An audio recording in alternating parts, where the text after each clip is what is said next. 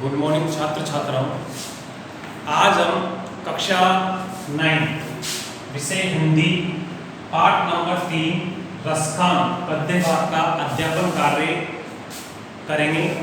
इस अध्यापन कार्य में हम जो रसखान कवि हैं वो रसखान कवि से संबंधित जो जानकारी है उससे आपको अवगत कराएंगे। देखिएगा इसमें कि रसखान का जन्म 1548 में हुआ माना जाता है। कि रसखान इनका जो जन्म है वो जन्म माना जाता है 1548 में। 1548 का जन्म है। इनका मूल नाम क्या था? सैयद इब्राहिम।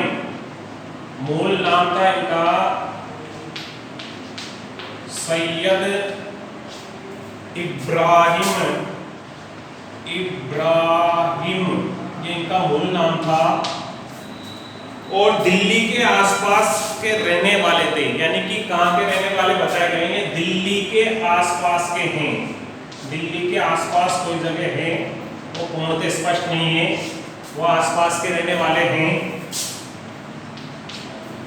और कृष्ण भक्ति ने उन्हें ऐसा मुक्त कर दिया कि मुस्लिम होते हुए भी कृष्ण की भक्ति में इतने ये क्या हो गए? मुग्ध हो गए कि मुक्त कर दिया कि गोस्वामी विठल नाथ से दीक्षा ली। यानी कि इन्होंने दीक्षा किससे ली? इन्होंने दीक्षा ली विठल नाथ जी से। इन्होंने क्या प्राप्त की? दीक्षा प्राप्त की इन्होंने रसखान जी ने। वो ब्रज भूमि में जा बसे। यानी कहां पे रहने लगे? ब्रज भूमि में जाकर बस गए। सन 1628 के लगभग इनकी क्या हो गई? मृत्यु हो गई। तो मृत्यु कब हुई इनकी? मृत्यु इनकी 1628 ईस्वी में। आगे है सुजान, रसखान और प्रेम वाटिका उनकी उपलब्धि कृतियां हैं। यानी कि इनकी रचनाएं हैं। एक तो सुजान, रसखान। एक तो कौन सी है? सुजान,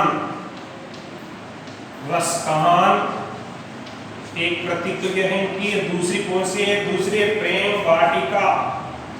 प्रेम वाटिका ये दो इनकी क्या है? कृतियां हैं। आगे है रसखान रचनावली के नाम से उनकी रचनाओं का संग्रह मिलता। अर्थात कहने का मतलब है कि जो इनकी कृतियां हैं उनका जो संग्रह किया गया है वो संग्रह रसखान रचनावली के नाम से किया गया है, जिसमें इनकी प्रमुख जो रचनाएं हैं, जो कृतियां हैं, इनको संग्रह या एकत्रित किया गया है। प्रमुख कृष्ण भक्त कवि रसखान की अनुरक्ति न केवल कृष्ण के प्रति प्रकट हुई है बल्कि कृष्ण भूमि के प्रति भी उनका अनन्य अनुराग व्यक्त हुआ है। कहने का तात्पर्य है कि श्री कृष्ण के प्रति ये मुग्ध नहीं हुए हैं। जहाँ श्री कृष्ण की जन्मभूमि है, जहाँ उन्होंने क्रीड़ाएं की हैं गोपियों के संग, जहाँ पे उन्होंने निवास बिताया है, अपना वास या रहे हैं, ऐसी जगहों को वो भी उनको अत्यधिक क्या देना चाहते हैं? वो उनके प्रति अत्यधिक सक्रिय हैं। बल्कि कृष्ण भूमि के प्रति भी उनका अनन्य अनुराग व्यक्त हुआ है। उनके काव्य में कृष्ण की रूप माधुरी, ब्रज महिमा और राधा कृष्ण की प्रेम लीलाओं का क्या है? मनोहर यानी कि मन को हरने वाला जो वर्णन है वो मिलता है। जिसमें क्या होता है? कृष्ण की रूप माधुरी यानी कि उनके सौंदर्य का वर्णन, ब्रज महिमा यानी कि ब्रज में रहकर उनके द्वारा किए गए जो कार्य हैं उन कार्यों की महिमा का वर्णन, और राधा कृष्ण प्रेम लीला यानी राधा कृष्ण के बीच में जो स्नेह युक्त जो भाव थे वो सब अपनी कविताओं के माध्यम से उन्होंने क्या किए हैं? व्यक्त किए हैं। वे अपनी प्रेम की तन्मयता, भाव विहलता और आसक्ति के उल्लास के लिए जितने प्रसिद्ध हैं उतने ही अपनी भाषा की मार्मिकता, शब्द चयन तथा व्यंजक शैली के लिए हैं। यानी शब्दों के माध्यम से अपने मन के विचारों को इस तरह से अपनी कविताओं में उन्होंने क्या किया है? व्यक्त किया है। उनके यहाँ ब्रज भाषा का अत्यंत सरस, रस से युक्त और मनोरम प्रयोग मिलता है, जिसमें जरा भी शब्दाडंबर नहीं है। कहने का मतलब है कि शब्द के आडंबर है, शब्दों को लेकर किसी प्रकार की कोई बुराई नहीं है। यह संकलित पहले और दूसरे समये में कृष्ण और कृष्ण भूमि के प्रति कवि का क्या है, अनन्य समर्पण भाव व्यक्त हुआ है। कि पहले जो पद है उसमें क्या है, कृष्ण भूमि के प्रति कवि ने अपना जो अनन्य समर्पण भाव है वो व्यक्त किया है। और तीसरे छंद में कृष्ण के रूप सौंदर्य के प्रति गोपियों की सुमुग्धता का चित्रण प्रस्तुत किया है। कि जिस रूप सौंदर्य में गोपियां क्या हो गई थी, अत्यधिक उनके प्रति आकर्षित हो गई थी, उसी दृश्य को यहाँ पे उन्होंने अपने तीसरे पद में क्या किया है, व्यक्त किया है। जिसमें स्वयं कृष्ण का रूप धारण कर लेना चाहती है कौन, गोपियां। चौथे छंद में कृष्ण की मुरली की धुन और उनकी मुस्कान के अचोक प्रभाव तथा गोपियों की विवशता का क्या किया गया है, वर्णन किया है। कि गोपियां अत्यधिक विवश हो गई हैं। तो उस दृश्य को यहाँ पे अपने चौथे पद में इन्होंने क्या किया है, व्यक्त किया है या बताया है। देखिएगा पहला पद क्या कहता है कि मानुष हो तो वही रस खानी, बसो ब्रज गोकुल गांव के द्वार। जो पशु हो तो कहा बस मेरो, चरो ये नित नंद की धेनु मजारम। पाहन हो तो वही गिरी को जो, कियो हरि छत्र पुरंदर धारम। जो जग जो खग हो तो बसेरो करो मिली, कालंदी कुल कदम की डार। मानुष हो तो वही रस खानी, बसो ब्रज गोकुल गांव के द्वार। अर्थात कहने का मतलब क्या है कि मानुष, मानुष यानी कि मनुष्य, मानुष मानुष यानी कि मनुष्य, और आगे क्या है, हो तो वही है, हो तो वही यानी मनुष्य वही हो सकता है। रसकानी, रसकान कह रहे हैं। बसो यानी कि जो बस गया है। ब्रज गोकुल यानी कि ब्रज में, गोकुल के गांव के, ग्वारन यानी कि ग्वालों के साथ। ग्वारन, ग्वारन का मतलब क्या होता है, ग्वालों के साथ।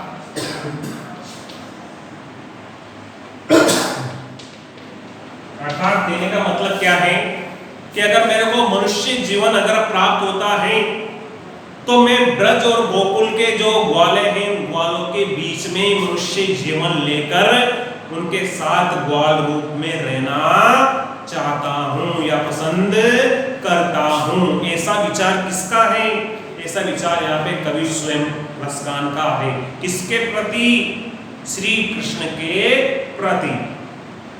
जो पशु हो तो कहा बस मेरो, कि जो यानी कि जो पशु यानी कि पक्षी, हो तो यानी कि हो तो अगर मैं पक्षी रूप में धारण करना चाहूं तो कहा यानी कि क्या, बस यानी कि वश में, कि कहा मेरे बस में। मेरो चरो यानी कि मेरा चरु, नित नंद की धेनु मजारन यानी कि बजारन यानी कि मध्य में, मजारन, मजारन, मजारन का मतलब क्या है यहाँ पे, मध्य में। कि अगर मैं पशु जीवन भी व्यक्त करना चाहूं तो मैं कहां पर जीवन व्यक्त करना चाहूंगा, मैं जीवन व्यक्त करना चाहूंगा उसी गांव यानी कि ब्रज या गोकुल में जहां पे जो ग्वाले हैं जो क्या करते हैं, उन गायों को चराते हैं। तो उन्हीं गायों के बीच में मैं भी ऐसा गाय का पशु रूप धारण करके उसी भूमि पर क्या करना चाहता हूं, चरना चाहता हूं। ऐसे किसके विचार या भाव प्रकट हो रहे हैं यहाँ, कवि के। आगे है, पाहन हो तो वही गिरी को जो, पाहन, पाहन यानी होता है पत्थर। पाहन, पाहन का मतलब क्या है यहाँ पे, पत्थर। कि मैं अगर मैं पत्थर भी बनना चाहूं तो किस गिरी का, गिरी यानी कि उस पर्वत का। गिरी यानी क्या है यहाँ पे, गिरी यानी है पर्वत। गिरी यानी क्या है, पर्वत। कि मैं पत्थर भी बनना चाहूं तो उसी पर्वत का पत्थर बनना चाहूंगा। को ज्यो कियो यानी जिसने किया है, हरि छत्र यानी कि छाता के रूप में, पुरंदर इंद्र के लिए, धारण यानी कि धारण किया। कि कि इंद्र ने तीव्र तेज वर्षा की थी, तो उस समय वहां पे अत्यधिक बाढ़, तो वहां पे पशु पक्षी और वहां के जन की रक्षार्थ तो श्री कृष्ण ने गोवर्धन जी पर्वत अपने क्या कर लिया था, चट्टी उंगली में धारण कर लिया था, उठा लिया था। तो ये कवि का यहाँ पे क्या है, उनके प्रति ये स्नेह है कि अगर मैं पत्थर पे बनना चाहूँ तो उसी पर्वत का पत्थर बनना चाहूंगा जिसको श्री कृष्ण ने अपनी चट्टी उंगली में क्या किया है, धारण कर लिया है। आगे है, जो खग हो तो बसेरो करो मिली, अर्थात जो खग यानी कि पक्षी हो तो यानी कि अगर बन भी गया तो बसेरो यानी कि निवास करूंगा। बसेरो, बसेरो का मतलब है निवास करूंगा। निवास करूंगा कहां पर, करो मिली यानी कि जहां मिलेगा, कालिंदी, कालिंदी का मतलब है यमुना, कालिंदी, कालिंदी, कालिंदी का मतलब क्या है यहाँ पे, यमुना, यानी कि मैं वहीं पर जाकर निवास करूंगा। कहां पर, जहां यमुना के किनारे क्या है, कूल, कूल यानी कि किनारे, कदम की डालन अर्थात कदम जो वृक्ष है जो यमुना नदी के किनारे स्थित हैं, उसी पेड़ की डाली पर मैं अपना घर बनाकर निवास करना चाहूंगा। इस तरह से जो कवि रसकान हैं उनका श्री कृष्ण के प्रति जो समर्पित भाव है, उन भावों विचारों को अपने इस पद के माध्यम से इन्होंने व्यक्त किया है। दूसरा पद क्या कहता है कि यहाँ भी अपने मन के विचार प्रकट कर रहे हैं कि याला कोटिया कामरिया पर राजती हूँ पुर को तजी डारो, आठव सिद्धि नामो निधि के सुख नंदन की गाई चरायो बिसारो, रसकान कहो आखिन सुन ब्रज के वन बाग तड़ाग निहारो, कोटिक है कल गोद के धाम करिल के कुंज ऊपर वारो, या लकोटिया कामरिया पर राजते हूँ पुर को तजी डारो। अर्थात कहने का मतलब क्या है, कवि क्या व्यक्त करना चाहता है, कवि कहता है कि या यानी कि यही, लकोटी, लकोटी यानी कि लाठी, लकुटी, लकुटी का मतलब क्या है यहाँ पे, लाठी।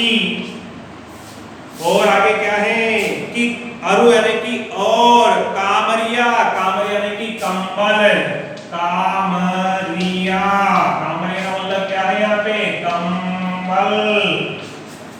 और आगे है पर राजती हूँ, अर्थात जो श्री कृष्ण की बचपन में जो वो गायों को चराने जाते थे तो उनके पास एक लकड़ी थी और अपने शरीर पर एक कंबल डालकर जाते थे।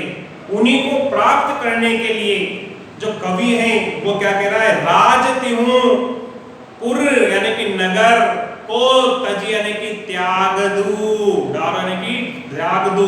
कहने का मतलब तजी डारो का मतलब होता है त्याग दू, कि मैं श्री कृष्ण का अगर मुझे वो पशु चराते समय जो लकड़ी है, लाठी है और जो उनका कंबल है अगर मुझे प्राप्त हो जाता है तो मुझे जो ये नगर जो मेरा राज्य है इन सबको उनके प्रति में क्या कर सकता हूँ, त्याग देता हूँ या त्याग देना चाहता हूँ। आठव सिद्धि नवो निधि के सुख, कि आठव यानी संसार की जो 8 सिद्धियां हैं और नौ निधि, नौ निधि यानी कुबेर के जो धन है उससे जुड़ी हुई जो 9 निधियां हैं उनका जो मुझे सुख प्राप्त है वो सुख नंदन की गाय चराए बिसारो। अर्थात अगर मुझे वो गायों के श्री कृष्ण के समान वो गायें चराने के लिए मिल जाती हैं तो मैं उसी ब्रज भूमि पर क्या करना चाहता हूँ कि उन गायों को चराना चाहता हूँ, चाहे मुझे उसके लिए मेरी 8 सिद्धियां और 9 निधियां क्यों ना दान करनी पड़ जाए, लेकिन जो सुख की अनुभूति वहां प्राप्त होगी वो मुझे यहाँ प्राप्त नहीं हो सकती। आगे है रसकान प्रभो आखिनसु, रसकान प्रभु यानी कि कहते हैं इन यानी कि इन आकिंसु यानी कि आंखों के द्वारा उस दृश्य को देखकर, ब्रज के वन, ब्रज के जो वन हैं, बाग यानी कि बगीचा है, तड़ाग यानी कि तालाब, तड़ाग यानी क्या है यहाँ पे तड़ाग, तड़ाग यानी होता है तालाब, और निहारो, निहारो का मतलब क्या है यहाँ पे देखो, निहारो, निहारो का मतलब क्या है यहाँ पे देखो, कि यानी कि मैं उन्हीं बगीचे या उन्हीं बाग या उन्हीं सरोवर को देखना चाहूंगा जो कहां पे स्थित हैं, ब्रज की भूमि में जो स्थित हैं, उनको ही देखना चाहता हूं।